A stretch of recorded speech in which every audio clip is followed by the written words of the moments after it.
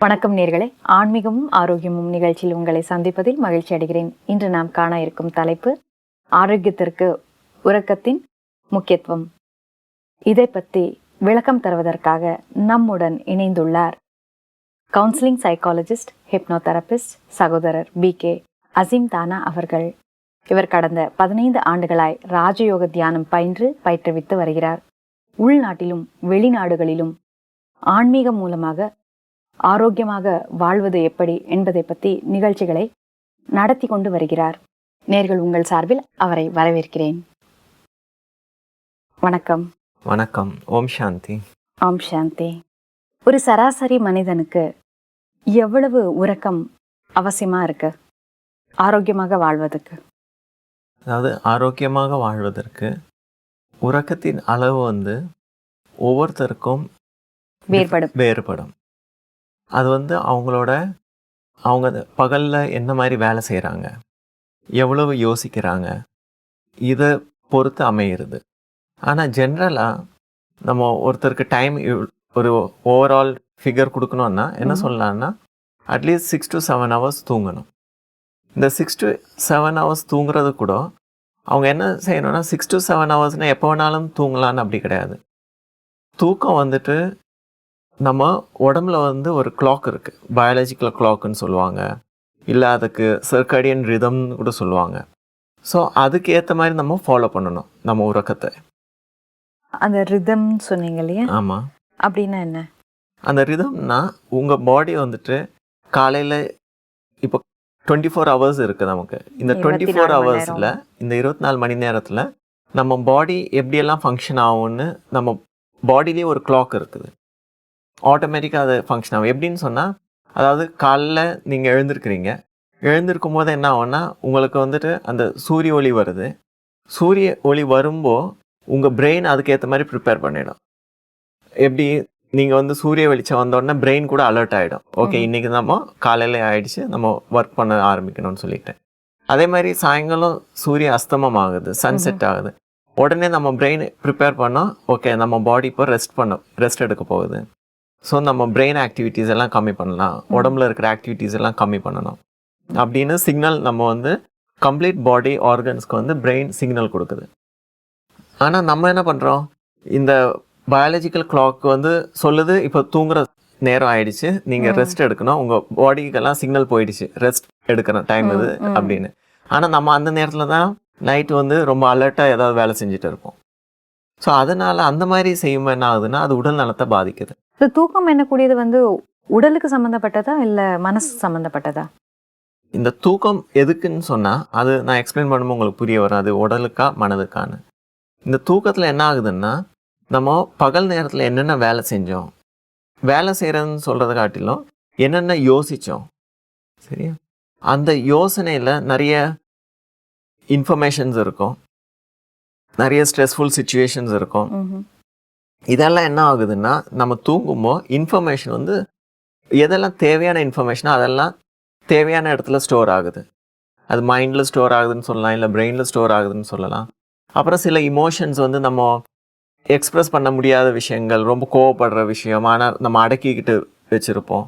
So இதெல்லாம் உறக்கத்தில் என்ன ஆகுதுன்னு சொன்னால், இதை வெண்ட் அவுட் பண்ணுறதுக்கு உறக்கம் ஒரு கருவியே அமையுது.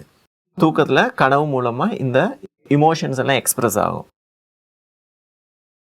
இன்னொரு முக்கியமான விஷயம் என்ன ஆகுதுன்னா, நம்ம உறங்குற சமயத்தில் நம்ம பாடி ரெஜுவினேட் ஆகும்.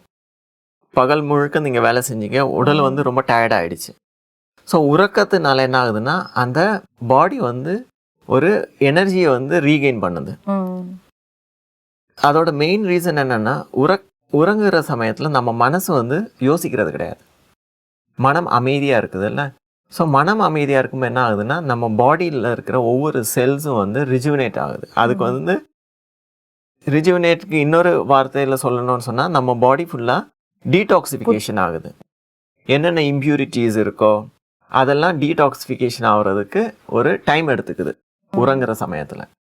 ஸோ அதனால் மனசுக்கும் சொன்னாலும் சரி, இல்லை நம்மளோட மூளைக்கும் ரொம்ப அவசியமான நேரம் அது உறக்கம். அதே மாதிரி நம்ம உடலுக்கும் ரொம்ப முக்கியமான நேரம். இந்த நேரத்தில் நம்ம அந்த உடலுக்கும் மனதுக்கும் தேவையான ரெஸ்ட் நம்ம கொடுக்கலன்னா என்ன ஆகும்னா இது வந்து மென்டல் டிஸார்டர்ஸ், ஃபிசிக்கல் டிஸார்டர்ஸ் வருவதற்கு நிறைய காரணங்கள் வந்து நம்ம அமைச்சு கொடுக்குறோம். இன்னொரு முக்கியமான விஷயம் என்ன ஆகுதுன்னா, நம்ம உறங்கும்போது நம்ம பிரெயினில் வந்துட்டு இந்த பிரெயினுக்கும் ஸ்கல்லுக்கும் இடையில வந்து ஒரு ஃப்ளூயிட் இருக்குது, செரிப்ரோஸ்பைனல் ஃப்ளூயிடுன்னு சொல்லிட்டு. அந்த ஃப்ளூயிட் என்ன ஆகுதுன்னா, நம்ம உறங்குற நேரத்தில், அந்த ரிலாக்ஸ் ஆகிற நேரத்தில் இந்த ஃப்ளூயிடு வந்து நம்ம ஸ்கல்லிருந்து பாஸ் ஆகி நம்ம பிரெயினில் போய் ஸ்ப்ரெட் ஆகுது. ஸ்ப்ரெட் ஆகிட்டு என்ன ஆகுதுன்னா, அந்த பிரெயினே ஒரு க்ளீனிங் பண்ணுற மாதிரி டீடாக்சிஃபிகேஷன் பண்ணிடுது. கார், வெஹிக்கிள்ஸ் எல்லாம் நம்ம மெயின்டெனன்ஸ் கொடுக்குறோம்ல, ஸோ இந்த மெயின்டெனன்ஸ் ஆக்டிவிட்டி வந்து இரவில் வந்து நம்ம மூளைக்கு ஏற்படுது. அதனால என்ன ஆகுதுன்னா, மறுநாள் நீங்கள் எழுந்திருக்கும்போது பிரெயின் கூட ரொம்ப ஃப்ரெஷ்ஷாக ஆக்டிவாக இருக்குது. அடுத்த நாள் வேலைக்கு அது தயாராகிடுது. ஆனால் அதனால் உறக்கம்ங்கிறது ரொம்ப முக்கியத்துவம் வாய்ந்தது. அதாவது இயற்கையாகவே நமக்கு கடவுள் கொடுத்த ஒரு கிஃப்ட்னு சொல்லலாம். ஆமாம், உடம்பு வந்து ஆரோக்கியமாக இருக்கிறதுக்கு தூக்கம் வந்து ரொம்ப மிகப்பெரிய ஒரு ரோல் இருக்குன்னு சொல்லலாம். ஆமாம், இந்த தூக்கம் வந்துட்டு இம்பார்ட்டன்ட் ரோல் ப்ளே பண்ணுது. அதே மாதிரி நம்ம உடல் ஆரோக்கியத்துக்கும் மிகவும் அவசியமானது இந்த உறக்கம்ங்கிறது. இப்போ நம்ம வந்து தூங்கிட்டு இருக்கோம், நடுவில் வந்து டிஸ்டர்ப் ஆகுது. அதாவது தானாகவே நம்ம வந்து முழிச்சிடலாம், இல்லை நம்ம மற்றவங்க யாராவது நம்மளை வந்து எழுப்பி விட்டுடுறாங்க. அப்புறம் சில பேருக்கு வந்து நெக்ஸ்ட் மறுபடி அடுத்தது வந்து தூக்கம் வர்றது கிடையாது. சில பேருக்கு வந்து மறுபடியும் தூங்க ஆரம்பிக்கிறாங்க ஒரு 5 நிமிஷம் 10 நிமிஷம் கழிச்சு, இல்லை 1 hour கழிச்சோம். ஆனால் 2வது வாட்டி தூங்குறாங்க இல்லையா, மேபி 2 மணிக்கு ஏஞ்சிருக்கலாம் நடுராத்திரியில், மறுபடியும் 2வது வாட்டி தூங்கும்போது நிறைய டிஸ்டர்பன்ஸ் இருக்கும். கனவு நிறைய வர மாதிரி நெகட்டிவான, இல்லைன்னா வந்து ஏஞ்சி முழிச்சோன்னா என்ன நடக்குதுன்னா, நம்ம உறக்கத்தில் வந்துட்டு இப்போ எக்ஸாம்பிளுக்கு நம்ம சொல்லணும்னா, இப்போது 6 மணி நேரம் தூங்குறோன்னு வச்சுக்கோங்களேன். ஸோ இந்த 6 மணி நேரத்தில் எவ்ரி 2 hours, ஒவ்வொரு 2 மணி நேரத்திலும் நமக்கு வந்து ஒரு ஸ்லீப் சைக்கிள்னு ஒன்று இருக்குது. அதாவது ஸ்லீப் சைக்கிள்னால் அதில் ஒரு 4 stages இருக்குது. அதாவது நம்ம சாதாரணமாக முழிச்சிட்டு இருக்கிற சமயத்தில் நம்மளோட பிரெயின் வேலை செய்யுது. ஸோ அந்த நேரத்தில் நம்ம என்ன சொல்கிறோன்னா, அது ஒரு பீட்டா ஸ்டேஜில் இருக்குதுன்னு சொல்லலாம். பீட்டானா நம்ம பிரெயின் ஃப்ரீக்குவென்சி வந்து கொஞ்சம் அதிகமாக இருக்குது. அப்புறம் அந்த சோம்பலாக இருக்குல்ல, அந்த தூக்கம் வர மாதிரி இருக்குது. அப்போ என்ன ஆகுனா, அந்த பீட்டாலேருந்து ஆல்ஃபா ஸ்டேஜ் வரைக்கும் கொஞ்சம் ரிலாக்ஸ் ஆகுது பிரெயின் தானாகவே, ஆட்டோமேட்டிக்காக. ஏன்னா உடம்பு வந்து டயர்டாக இருக்குது, அதுக்கு தூக்கம் தேவை இருக்குது. அப்போ அதை ப்ரிப்பேர் பண்ணுது, அந்த தயார் பண்ணிக்குது. ஆமாம், நம்மளோட எண்ணங்களின் எண்ணிக்கை வந்து குறைஞ்சிக்கிட்டே வருது. ஓகே. ஸோ அப்போ வந்து ஆல்ஃபா ஸ்டேஜ். அப்புறமா என்ன ஆகுதுன்னா டீட்டா ஸ்டேஜ். டீட்டானா இன்னும் ரொம்ப கம்மியாகுது அந்த எண்ணங்களின் எண்ணிக்கை. அப்புறமா டெல்டா ஸ்டேஜ். டெல்டா ஸ்டேஜில் வந்து 0லேருந்து 4 cycles, அந்த ஃப்ரீக்வன்சி, பிரெயின் ஃப்ரீக்வன்சி வந்து 0 to 4 cycles per second இருக்கும். ஸோ அப்போ ரொம்ப ஆல்மோஸ்ட் 0 தாட்ஸில் இருக்கும் நம்ம பிரெயின். இப்போ 0 தாட்ஸ்னால் நம்ம உடலும் மனமும் ஆழ்ந்த உறக்கத்தில் இருக்குதுன்னு அர்த்தம். எந்தவித கனவும் இருக்காது, நினைப்பும் இருக்காது. ஸோ என்ன ஆகுதுன்னா, ஒரு ஸ்டேஜ், இப்போ நம்ம 6 மணி நேரம் தூங்குறதா இருந்தால் ஒவ்வொரு 2 மணி நேரத்திலும் இந்த 4 stage, beta, alpha, theta, delta ஸ்டேஜ்னு இந்த 4 ஸ்டேஜையும் க்ராஸ் பண்ணும் ஒவ்வொரு ஸ்டெப் பை ஸ்டெப்பாக. ஸோ டே டைமில் வந்து நம்ம நிறைய வேலை செஞ்சுருந்தோம், இல்லை நிறைய யோசிச்சுட்டு இருந்தோம். அப்போ என்ன ஆகுதுன்னா, அந்த டெல்டா ஸ்டேஜ் இருக்குல்ல, அந்த டீப் ஸ்லீப், ஒரு ஆழ்ந்த உறக்கங்கிறது அந்த டைம் வந்து கம்மியாயிடுது. ஏன்னா மற்ற ஸ்டேஜ் வந்து அதிகமாக வேலை செய்ய வேண்டியிருக்கு, அதிக இன்ஃபர்மேஷன் ப்ராசஸ் பண்ண வேண்டியிருக்கு. ஆனால் நம்மளோட எண்ணங்கள் டே டைமில் வந்து நம்ம கம்மியாக யோசித்தோம், ரொம்ப அதிகமாக இன்ஃபர்மேஷன் பிரெயினுக்கு கொடுக்கல. ஸோ அந்த மாதிரி நேரத்தில் என்ன ஆகுதுன்னா, அந்த ஆழ்ந்த உறக்கங்கிறது அதிக நேரம் இருக்கும். ஸோ இது வந்து மினிமம் ஒரு 10 minutesலேருந்து 1/2 hour வரைக்கும் சொல்லலாம் அந்த ஆழ்ந்த உறக்கம், அந்த 2 மணி நேரத்தில். ஸோ 6 மணி நேரம் நம்ம உறங்குறதா இருந்தால் ஒவ்வொரு 2 மணி நேரமும் நம்ம இந்த ஆழ்ந்த உறக்கம் ஒரு 10 minutes இருக்கலாம், 15 minutes இருக்கலாம், 20 minutes இருக்கலாம். ஸோ எவ்வளோக்கு எவ்வளோ நம்ம பிரெயினை வந்து அதிகமாக இன்ஃபர்மேஷன் ஃபீட் பண்ணுறோமோ, பிரெயினில் அதிகமாக இன்ஃபர்மேஷன் ஃபீட் பண்ணுறோமோ, அந்த அளவுக்கு வந்து நம்மளோட ஆழ்ந்த உறக்கம் பாதிக்கப்படும். ஸோ முடிஞ்ச வரை நம்ம இன்ஃபர்மேஷனை கம்மியாக ஃபீட் பண்ணால் அவ்வளோக்கு அவ்வளவு நமக்கு ஆழ்ந்த உறக்கம் கிடைக்கும். அப்புறம் இந்த ஒவ்வொரு ஸ்டேஜ் நான் சொன்னேன்ல, எவ்ரி 2 hours ஒரு ஸ்டேஜ் கம்ப்ளீட் ஆகுது. ஆனால் இந்த ஸ்டேஜ் கம்ப்ளீட் ஆகிறதுக்கு முன்னாடி நம்ம டிஸ்டர்ப் ஆகிட்டோம், உறக்கத்தில் யாரோ எழுப்பி விட்டாங்க, அப்போ என்ன ஆகுனா இந்த மாதிரி தலைவலிக்க ஆரம்பிக்கும். ஏன்னா நம்ம அந்த சைக்கிள் கம்ப்ளீட் பண்ணுறதுக்கு முன்னாடி எழுந்துட்டோம். அப்புறமா அந்த சைக்கிள் திரும்ப கண்டினியூ பண்ணுறதுக்கு பாடி கொஞ்சம் மேனேஜ் பண்ண வேண்டியதாக இருக்குது, அந்த பேலன்ஸ் பண்ண வேண்டியதாக இருக்குது. ஸோ அதனால தான் அந்த டிஸ்டர்பன்ஸ் நம்ம ஃபீல் பண்ணுறோம், டயர்டாக இருக்குது, தலைவலிக்குது இந்த மாதிரி. ஸோ முடிஞ்ச வர உறக்கத்தில் வந்து டிஸ்டர்ப் இல்லாமல் உறங்கி நம்மளே நாமே எழுந்திருக்கிறோம்ல, அப்படி இருந்தால் இந்த மாதிரி தலைவலி உடம்பு வலி எல்லாம் இருக்காது. ஏன்னா அந்த சைக்கிள் வந்து கம்ப்ளீட் ஆகுது. ஓகே. இப்போ அலாரம் வைக்கிறோம் இல்லையா, அலாரம் வைக்கிறது சரியா தவறா? சில டைம்ல வந்து அது பாசிட்டிவா இருக்கு. ஏன்னா சில டைம்ல வந்து அது மறுபடியும் நம்ம என்ன பண்றோம், அதை ஆஃப் பண்ணி மறுபடியும் படுக்கிறோம், மறுபடியும் கொஞ்சம் 5 நிமிஷம் அனுப்புற மறுபடியும் அலாரம் வர மாதிரி செட் பண்ணிக்கிறோம். ஸோ முடிஞ்ச வர இந்த அலாரம் வைக்காம நம்ம தன்னைத்தானே எழுந்திருக்கிறோம்ல, அப்படி இருக்கிறது ரொம்ப நல்லது. ஏன்னா நம்ம உறக்கம் முழுமையாக கம்ப்ளீட் ஆகுது, அப்புறம் நம்ம விழித்து கொள்கிறோம். ஆனால் அலாரம் வைக்கும்போது என்ன ஆகும்னா இந்த சைக்கிள் கம்ப்ளீட் ஆகிறதுக்கு முன்னாடி நம்ம விழிச்சிடுறோம். இப்போ கால்குலேட் பண்ணி வச்சுக்கலாம்ல. இப்போ ஃபார் எக்ஸாம்பிள் நான் வந்து 10 மணிக்கு படுக்கிறேன், அப்போனா நம்ம வந்து 4 மணிக்கு ஏந்திரிக்கலாம், 6 ஹவர்ஸ் அந்த மாதிரி கால்குலேட். எக்ஸாக்ட், அதாவது நான் சொன்ன அந்த 2 ஹவர்ஸ்ங்கிறது எக்ஸாக்ட் 2 ஹவர்ஸ் கிடையாது. அது நம்மளோட தினசரி வாழ்க்கையை பொறுத்து அது அமையும். மாலை நேரத்தில் வந்து நம்ம தூங்கலாமா? அதாவது ஈவன் பெரிய பெரிய ஆர்கனைசேஷன்ஸில் இப்போ ரீசெண்டாக ஒரு ரிசர்ச் பண்ணி என்ன சொல்கிறாங்கன்னா, மதிய நேரம் வந்து அந்த ஷார்ட் நேப்புன்னு சொல்கிறோம்ல, ஒரு 10 மினிட்ஸ் 15 மினிட்ஸ் அந்த சாப்பாடு லஞ்ச் முடிஞ்சதுக்கப்புறம் ஒரு ஷார்ட் நேப்பிங் எடுக்கிறாங்கல்ல, கொஞ்சம் நேரம் தூங்கி எழுந்திருக்கிறது, அது வந்து ரொம்ப அவங்களோட எஃபிஷியன்ஸை இம்ப்ரூவ் பண்ணுறதுன்னு சொல்கிறாங்க. இம்ப்ரூவ் பண்ணியிருக்கு. ஏன்னா அந்த 15 மினிட்ஸ் 20 மினிட்ஸ் நம்ம அந்த லஞ்ச் டைமில் தூங்குறோம்னு வச்சுக்கோங்களேன், அப்போ என்ன ஆகுதுன்னா நம்ம இரவில் தூங்கும்போது அந்த டீப் ஸ்லீப் இருக்குதுல்ல, அந்த ஒரு ஸ்டேஜில் நம்ம போயிடுறோம், ஒரு ஆழ்ந்த உறக்கம் நமக்கு கிடைக்குது. ஸோ அப்புறம் அந்த ஆழ்ந்த உறக்கத்துக்கு அப்புறம் மதியானத்துக்கு அப்புறம் நம்ம என்ன வேலை செய்கிறோமோ ரொம்ப பிரெயின் ஃப்ரெஷ்ஷாக இருக்குது. ஆனால் டே டைமில் வந்து அதிக நேரம் உறங்குறது வந்து உடலை பாதிக்கக்கூடும்.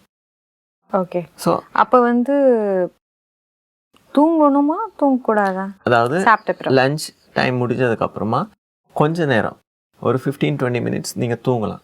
ஏன்னா அதுக்கப்புறம் நீங்கள் வந்து வேலை செய்கிறதுக்கு தயாராகிறீங்க. ஸோ உங்களுக்கு அந்த எனர்ஜி இருக்கும். அதுக்கு தாண்டி தூங்கக்கூடாது. ஆமாம், அதிகமாக தூங்கணும்னு தேவையில்லை. ஏன்னா அதிகமாக தூங்குனீங்கன்னா உங்கள் இரவு தூக்கம் வந்து பாதிக்கப்படும். அதே மாதிரி இரவு தூக்கங்கிறது இரவில் தான் தூங்கணும். இல்லை நான் நைட்டில் வந்து எனக்கு அதிக வேலை இருக்குது, நான் பகலில் தூங்கலான்னா அது வந்து உங்கள் உடல்நிலையை பாதிக்கும், எஸ்பெஷலி மனநிலையை ரொம்ப பாதிக்கும். உங்களுக்கு அந்த மாதிரி நீங்கள் ரெகுலர் ஹேபிட் வச்சுருந்தீங்கன்னா,